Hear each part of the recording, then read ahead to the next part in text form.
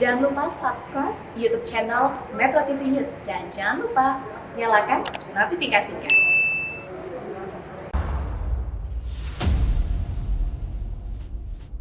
Harusnya kan 7,5, tapi kan saya dipotong 300 dari sekolah.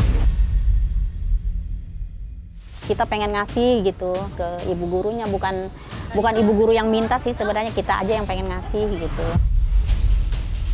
Dananya ini diambil langsung oleh yang diduga pelakunya dengan cara melakukan penarikan langsung ke bank.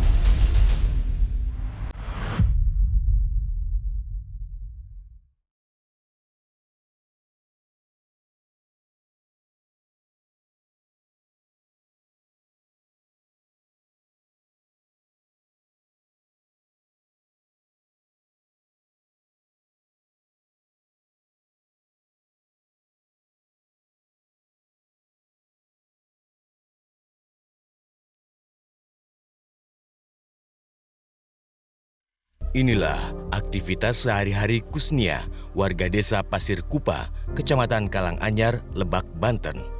Di usianya yang masih sangat produktif, 25 tahun, Kusnia harus bekerja sana-sini alias serabutan. Maklum saja, ibu dari dua anak ini hanya mengantongi ijazah kelulusan sekolah dasar. Celakanya, tidak hanya Kusnia seorang yang bernasib serupa. Keluarganya yang terdiri dari 6 orang kakak beradik, semuanya hanya jebolan pendidikan sekolah dasar. Kusnia hanyalah satu potret keluarga miskin di Kabupaten Lebak, Banten. Demi bertahan hidup, sekeluarganya harus banting tulang bekerja serabutan. Pendidikannya paling cuma semua lulus SD semua. Lulus SD berarti putus sekolah gitu ya? Iya, putus sekolah. Kenapa putus sekolah? Karena nggak ada biayanya. Terus bagaimana kelanjutannya, kerja kah atau bagaimana? Ada yang kerja, ada yang bantu ibu paling ke sawah. Kayak kakak saya ada bantu bapak cari apa? Bapak biasanya cari bambu, terus dijual lagi kuli ke orang. Dana bantuan pendidikan bagi keluarga miskin tidak sepenuhnya dirasakan oleh keluarga Kusnia. Program Indonesia Pintar ataupun bantuan pendidikan lainnya hanya mampir sekelebat dan itu pun terkena potongan sana-sini.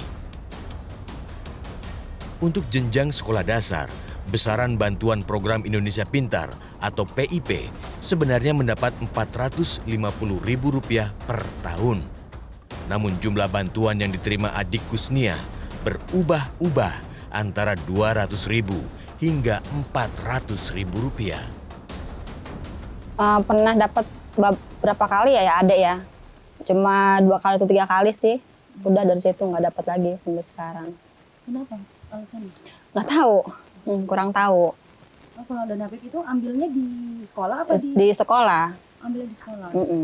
Berapa sih kalau dana PIP SD itu? Kadang 200, kadang 400 gitu, jadi dia kayaknya nggak nentu. Kayak dipotong dari sekolah gitu ya? Kadang dapatnya 4,5, dipotong 50.000 gitu. Pemotongan dana bantuan pendidikan juga dialami oleh keluarga Saina. Meski penghasilan keluarganya tidak seberapa, ia terus berjuang untuk menyekolahkan anaknya ke jenjang SMP. Saina sangat terbantu dengan program Indonesia Pintar lantaran anaknya mendapatkan bantuan sejak duduk di bangku SD. Meski begitu, ia mengakui bantuannya dipotong. Sekali pencairan, ia hanya mendapatkan Rp700.000 per tahun. Padahal, sesuai ketentuan, seharusnya menerima Rp750.000. Ada potongan? Ada Berapa? 50 Buat siapa? buat guru. Ini ke siapa? Hah? Ngasihnya ke siapa? Ke ibu guru nenek. Ini. Iya, Itu kepala sekolah atau guru apa, Bu? ke sekolah. Kepala sekolah? Iya, Langsung ngasihnya? iya. Kasus pemotongan dana bantuan PIP memang banyak terjadi di sana-sini. Di beberapa daerah lain di Provinsi Banten juga terjadi fenomena serupa. Dana bantuan PIP untuk jenjang SD hingga SMA disunat sana-sini dengan beragam alasan. Beberapa kasus diantaranya bahkan sudah masuk ranah penyidikan hukum. Data Badan Pusat Statistik tahun 2021 mencatat tingkat kelulusan SD di Lebak hanya mencapai 46,52%. Sementara rata-rata lama pendidikan masyarakat Lebak hanyalah 6 tahun. Hampir 50% penduduk Lebak hanya menuntaskan pendidikan sekolah dasar. Rendahnya tingkat penghasilan penduduk turut mempengaruhi tingkat pendidikan keluarga di Lebak. Kondisi ini dialami oleh keluarga Suhena yang juga warga Pasir Kupa. Penghasilan keluarganya hanya ditopang dari sawah, yaitu dengan menjadi buruh tani. Dengan penghasilan tak lebih dari 2 juta rupiah per bulan, ia hanya sanggup menyekolahkan kedua anaknya hingga tingkat SMP. Iya, dicukup-cukupi aja. Ikan itu Bu, tutup batang kali lubang gitu. Kan udah habis paling seminggu. Sebelum dapat gaji kan ngutang dulu ke warung. Terus gitu itu bayar. Ntar mah nggak bayar utang lagi gitu. Tuh penghasilan sedikit ya ibu tahulah gimana. Bukannya nggak support anak Bu, ya. Tapi anaknya nggak mau itu. Yang satu pengen pesantren. Yang satu masa itu katanya nak itu apa nggak punya biaya lah pokok pertamanya mah gitu. Menurut Sekretaris Desa Pasir Kupa, 95% masyarakat Pasir Kupa memang berstatus kurang mampu alias miskin. Yang saya tahu gitu ya, ini penghasilan rendah gitu, hanya sebagian orang gitu, sebagian warga. Paling hanya beberapa orang dari 10 kurang dari 5% lah dari itu yang agak mampu gitu, bukan mampu tetapi agak mampu gitu. Angka kemiskinan di Kabupaten Lebak memang cukup tinggi. Hasil Survei Sosial Ekonomi Nasional pada bulan Maret tahun 2020, angkanya mencapai 9,24%. Dan di awal tahun 2021, angka kemiskinan naik menjadi 10,29%.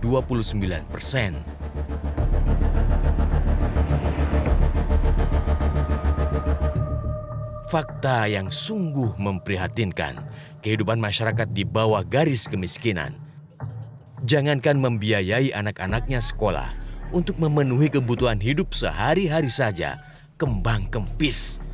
Itu sebabnya menjadi sebuah ironi yang kebablasan kalau masih ada saja tangan-tangan kotor yang tega menyunat bantuan pendidikan untuk warga miskin.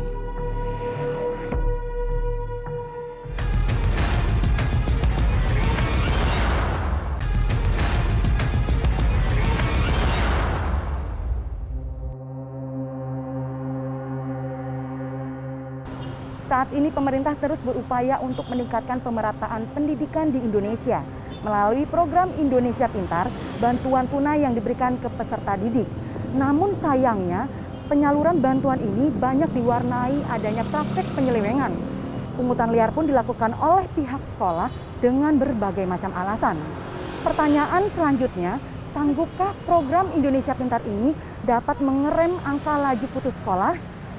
Kalau saja dananya selalu digerogoti oleh para pencoleng anggaran?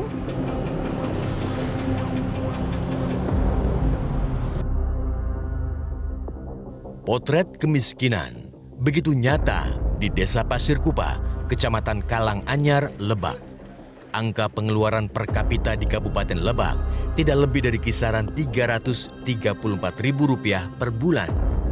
Nominal ini jauh lebih rendah ketimbang rata-rata garis kemiskinan nasional sebesar Rp485.000 per bulan. Itu sebabnya tidak heran Kabupaten Lebak masuk posisi kedua termiskin di Provinsi Banten. Kemiskinan ini kuat berkelindan dengan rendahnya tingkat pendidikan masyarakatnya. Alhasil, indeks pembangunan manusia di Kabupaten Lebak juga menduduki posisi terendah di Banten.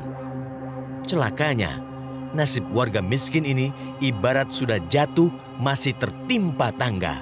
Sudah miskin, masih juga dipalak oleh oknum-oknum pencoleng dana bantuan.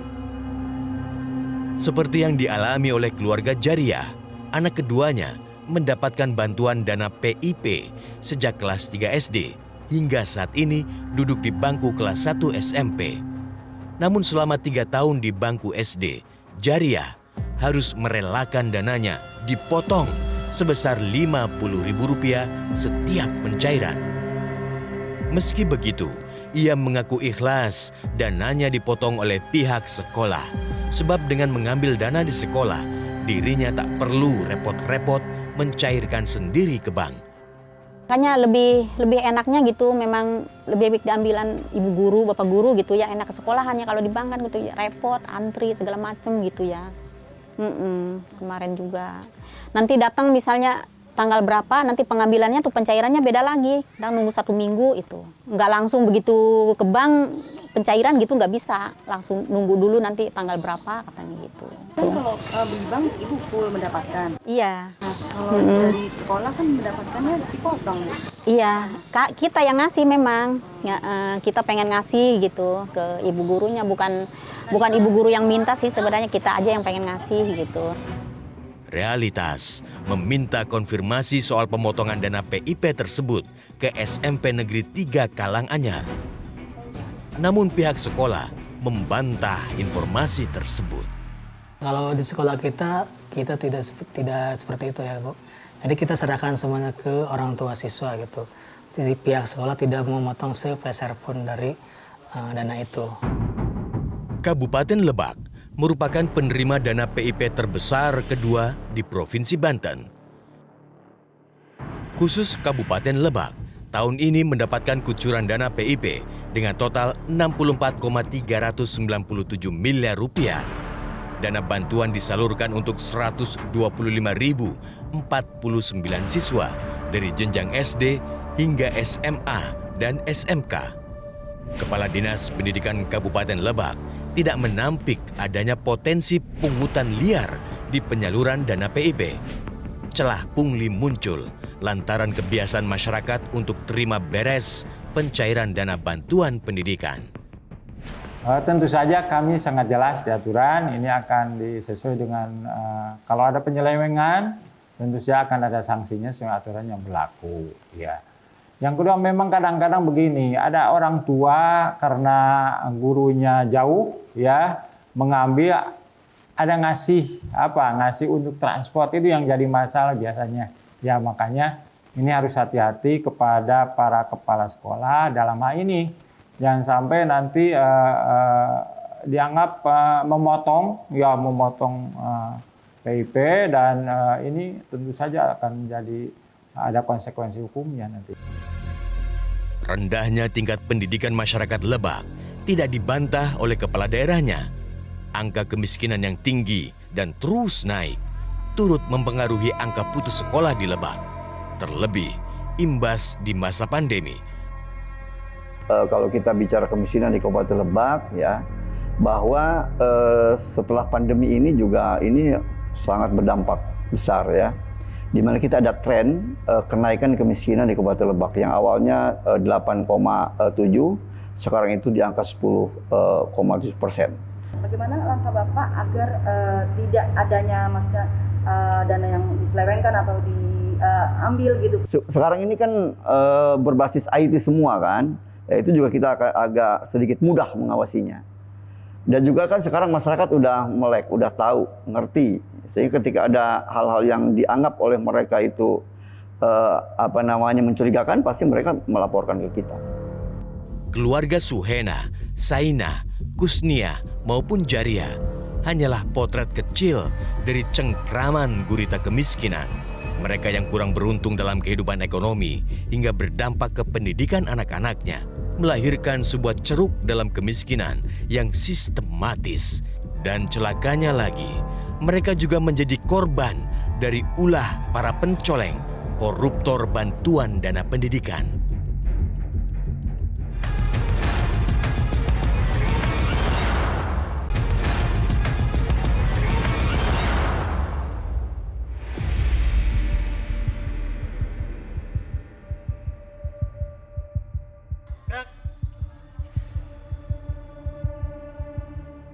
bantuan dana pendidikan untuk rakyat miskin dijarah oleh orang-orang tanpa nurani masih di Provinsi Banten, persisnya di Tangerang Selatan.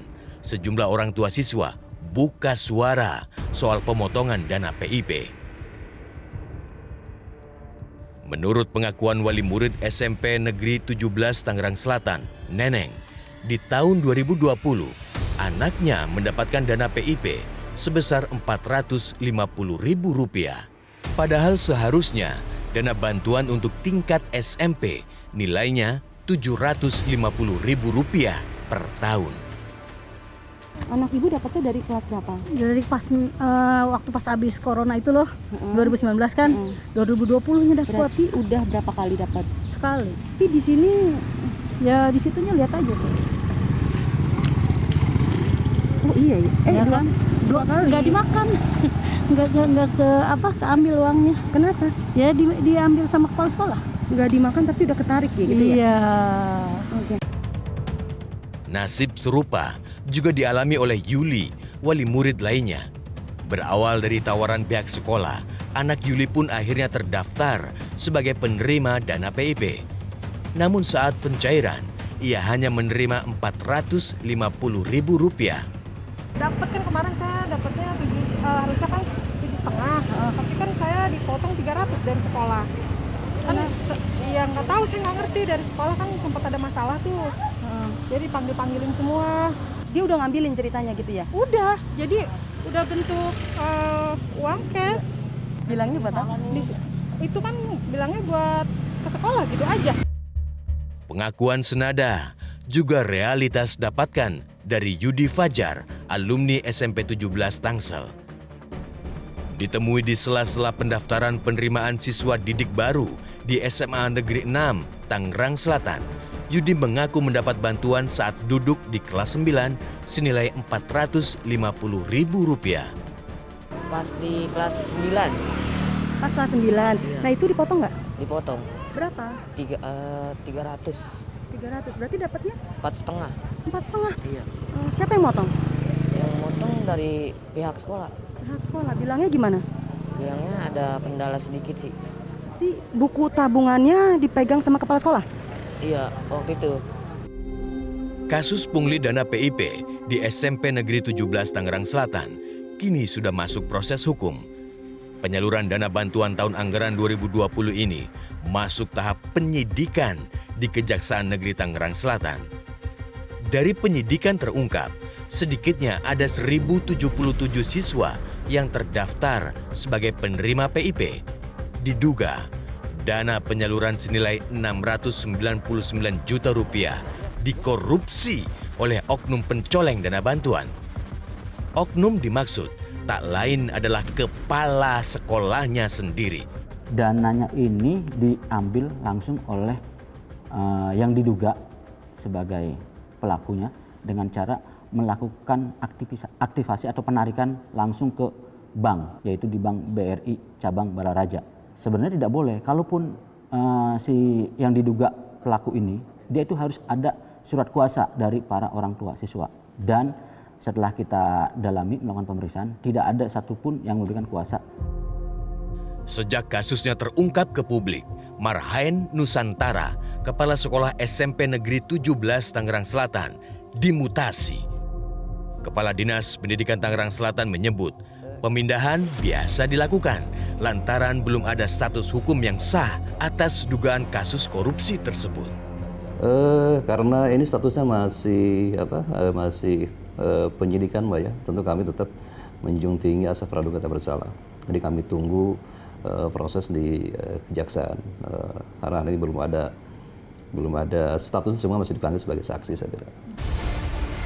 Program Indonesia Pintar dicanangkan sejak tahun 2014 dan kini penyalurannya sudah menginjak usia sewindu. Tidak kurang dari 81 triliun rupiah anggaran digulirkan oleh pemerintah. Sayangnya, penyalurannya di lapangan kerap kali diselewengkan. Memang ada beberapa ya informasi sering pernah kami dapatkan dari lapangan bahwa terjadi pemotongan-pemotongan. Nah itu biasanya kami langsung berkoordinasi dengan Irjen di Kementerian Pendidikan, Kebudayaan, Riset dan Teknologi untuk melakukan investigasi apa benar terjadi hal tersebut atau tidak. Umpamanya seperti tadi kontribusi dalam transportasi, kita melihat aspek kewajarannya, kesepakatannya dengan peserta didik atau tidak. Kalau ini kita minta kepada sekolah mengembalikan, jangan sampai, karena ini betul-betul harapan kita jangan sampai mempersulit para siswa, orang tua yang seharusnya anaknya memperoleh utuh bantuan ini malah dipotong oleh oknum yang tidak bertanggung jawab. Sedikitnya 75.000 anak Indonesia putus sekolah di tahun 2021 dan 51,7% diantaranya adalah siswa sekolah dasar. Bagaimanapun, negara harus hadir menyelenggarakan pendidikan bagi warganya. Tidak ada satupun alasan pembenaran untuk membiarkan angka putus sekolah terus ada. Sebab Undang-Undang Dasar negeri ini sudah menjamin setiap warga negara wajib mengikuti pendidikan dasar dan negara wajib membiayainya. Sejalan dengan itu, hukum juga harus tegas ditegakkan kepada para pencoleng bantuan dana pendidikan. Sebab itu sama artinya dengan mencuri hak rakyat untuk mendapatkan akses dan fasilitas pendidikan.